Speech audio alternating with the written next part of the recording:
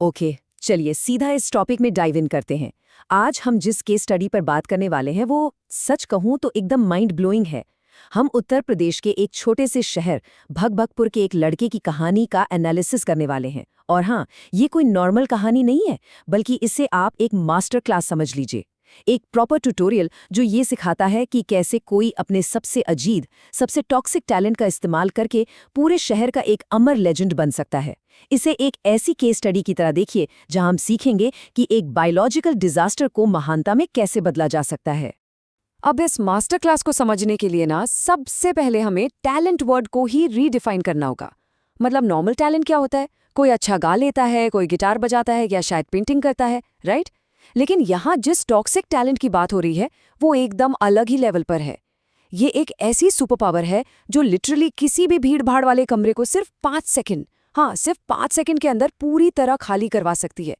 यही तो फर्क है एक नॉर्मल हॉबी और एक न्यूक्लियर लेवल की बायोलॉजिकल पावर में। और महानता ना तभी रातों रात नहीं मिलती। इसका एक प्रॉपर सिलेबस होता है जो कुछ इस तरह है। पहला, टाउन लेजेंड्स बनने का सफर। दूसरा स्टेप है केमिकल डाइट। तीसरा, पब्लिक डोमिनेंस यानी सार्वजनिक दबदबा। चौथा, एक्सपर्ट्स को चकमा देना। और फाइनली अपनी एक लेजेंडरी विरासत तय करना। तो चलिए शुरू करते हैं। तो हमारा पहला मॉड्यूल है टाउन लेजेंड बनने का सफर। हमारी कहानी के हीरो हैं भगभगपुर के राज मिश्रा। बाहर से देखने में एकदम सीधे साधे शांत लड़के, लेकिन उनके अंदर तबाही का एक ऐसा तूफान छिपा था जो प्रकृति के सारे नियमों को बदलने वाला था। इस छुपी हुई शक्ति ने उन्हें लोकली काफी खतरनाक उपाधियां दिलाईं। मोहल्ले में लोग उन्हें गैसमैन और टॉक्सिक बाबा कहने लगे थे। और ये कोई मजाक नहीं था, सीरियसली लोग खौफ में रहते थे। राज के बैठने से पहले ही लोग अपनी कुर्सियां छोड़ देते थे, कुछ तो रास्ता ही बदल लेते थे और कुछ ने तो उन्हें देखते ही मास्क पहनना शुरू कर दिया था। लेजेंड बनने की पहली शर्त ही यही है, खौफ इतना होना चाहिए कि वो आपकी पहचान बन जाए। चलिए अब आगे बढ़ते हैं और देखते हैं कि ये सब बिल्ड कैसे होता है, क्योंकि महानता कभी बिना मेहनत के नहीं आती। इसके लिए सही फ्यूल चाहिए।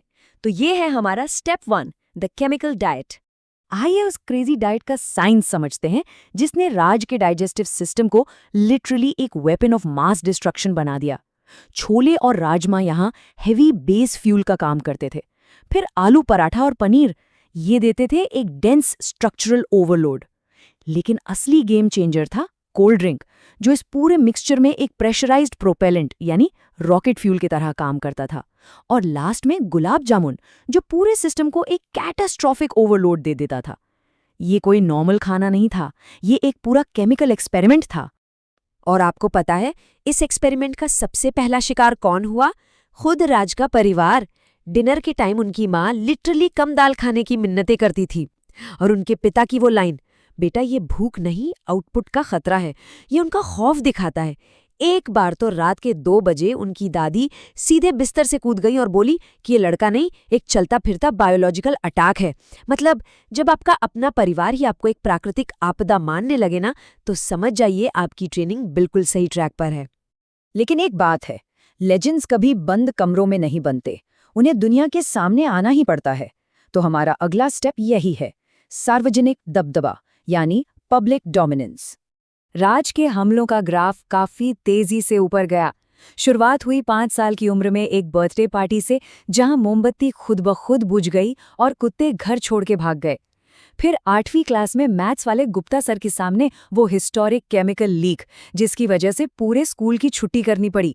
उसके बाद भयंकर गर्मी में एक ठसाठस भरी स्कूल बस खाली करवाना।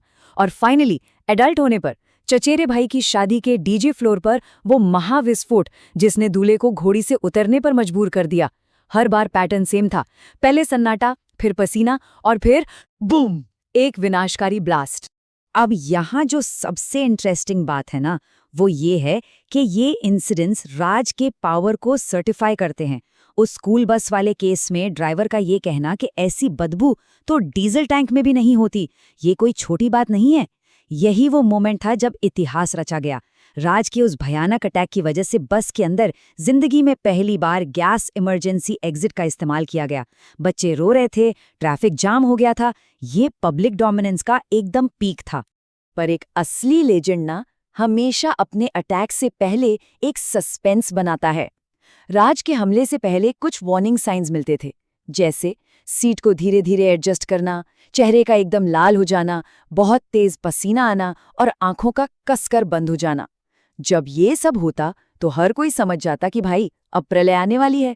उनका इकलौता दोस्त गोलू, जो उनके साथ क्रिकेट खेलता था, वो तो ये साइंस देखते ही बाउंड्री लाइन पर खौफ से कांपने लगता था। अब कहानी यहाँ से एक नया मोड़ लेती है। जब आपका टैलेंट इतना एक्स्ट्रा ऑर्डिनरी हो जाए तो एक्सपर्ट्स उसे रोकने की कोशिश करते ही हैं, पर सच्चा लेजेंड वही है जो साइंस और मेडिकल फील्ड दोनों को चकमा दे दे। तो ये है स्टेप 3, विशेषज्ञों को चकमा देना। जब राज के घरवाले हार मानकर उन्हें क्लिनिक ले गए तो पहले तो डॉक्टर ने इसका मजाक उड़ाया, लेकिन सिर्फ 5 मिनट बाद राज की छोड़ी गई एक हल्की सी गैस ने पूरे क्लिनिक को खाली करवा दिया। लिटरली कंपाउंडर बेहोश हो गया, नर्स बाहर भाग गई और मास्क पहने हुए डॉक्टर को फाइनली एक कंक्लूजन देना पड़ा कि भाई ये कोई मेडिकल प्रॉब्लम नहीं है, ये एक नेचुरल डिजास्टर है। मतलब मेडिकल साइंस के पास भी इस तबाही का कोई इलाज नहीं था। लेकिन बात सिर्फ क्लिनिक तक नहीं रुकी। एक साइंटिस्ट ने डिसाइड किया कि वो राज की इस पावर पर रिसर्च करेगा। राज को एक लैब में ले जाया गया, उन पर ढेर सारी मशीनें लगा दी गईं और फिर जैसे ही राज ने अपना टैलेंट दिखाया, मशीनें हैंग हो गईं, कंप्यूटर्स बंद पड़ गए और तो और लैब की ट्यूबलाइट तक फट गई। साइंटिस्ट का कंक्लूजन ये था कि अगर इस भयानक एनर्जी को बिजली में कन्वर्ट कर देना तो थ्योरेटिकली पूरा देश रोशन हो सकता है। साइंस ने भी इस टॉक्सिक टैलेंट के सामने घुटने टेक दिए थे। तो यहाँ सबसे क्रूशियल पॉइंट ये है कि सिर्फ डर फैलाना तो आपको विलेन बनाता है, लेकिन डर का सही इस्तेमाल आपको एक लेजेंड बनाता है। अब हम आते हैं इस मास्टर क्लास के फाइनल और सबसे इम्पॉर्टेंट स्टेज पर, स्टेप 4, अपनी विरासत तय करना। और यहीं पर वो सबसे बड़ा सवाल आता है, एक मोहल्ले की परेशानी एक वेपन ऑफ मास डिस्गस्ट आखिर एक लोकल सुपर हीरो में कैसे बदल सकता है, जिससे पूरा शहर खौफ खाता हो, वो रक्षक कैसे बन सकता है? इसका जवाब राज के उस इम्पैक्ट में छिपा है जो शायद पुलिस भी हासिल नहीं कर सकती थी। इसके कुछ ऐसे प्रैक्टिकल यूज सामने आए जो सच में हैरान करने वाले थे। एक रात राज के घर में चोर घुस आया। राज ने बस एक हल्की सी वार्निंग दी और उसके बाद जो ब्लास्ट हुआ उससे वो चोर इतना डर गया कि सीधे दीवार फांदकर भागा और खुद पुलिस स्टेशन में सरेंडर कर दिया। इसके अलावा अगर सड़क पर कोई लड़ाई रोकनी हो, भीड़ को कंट्रोल करना हो या फिर पूरे इलाके से मच्छर भगाने हो, भगभगपुर के लोग अब सीधा राज को बुलाते थे। वो डर अब एक गहरे रिस्पेक्ट में बदल चुका था। और आप लेजेंड तब बनते हैं जब आप कहावतों का हिस्सा बन जाएं। भगभगपुर के लोगों ने राज की महानता को शहर की सबसे बड़ी कहावत बना दिया, अगर जिंदगी में कभी घमंड आए तो राज के पास बैठ जाना।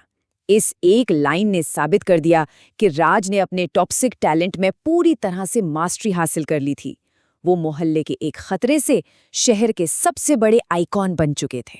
और ये कोट बहुत ही बेहतरीन तरीके से राज के कॉन्फिडेंस को दिखाता है।